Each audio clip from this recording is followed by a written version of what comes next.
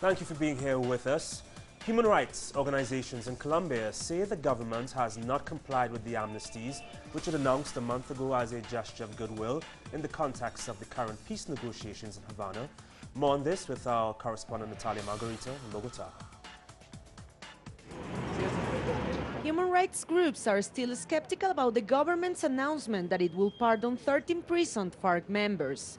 The announcement, which came 1 month ago, brought to an end a hunger strike in which political prisoners were demanding the release of inmates under critical health conditions.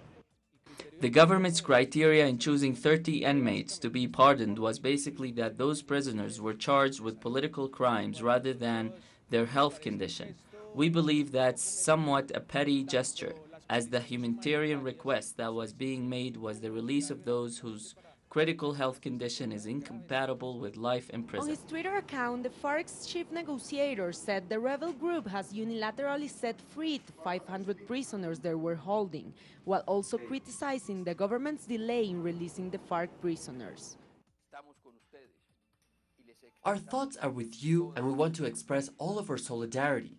We are aware of the despicable conditions of your imprisonment, the prison guards' repression, the enemy's pressure, and all the horrors of jail.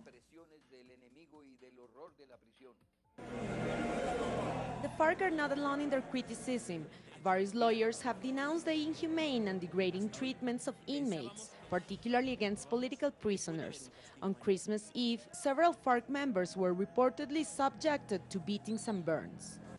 For the state, jails in Colombia are another arena of war. Those imprisoned in a Colombian jail are not considered as people outside the confrontation, as it should be according to the international law, but rather the state takes them as hostages and give them enemy treatment in jail, which violates international humanitarian law. Human rights organizations continue demanding the immediate release of at least 81 FARC prisoners who are under life-threatening conditions and are likely to die in jail if not released. Natalia Margarita, Telesur, Bogotá.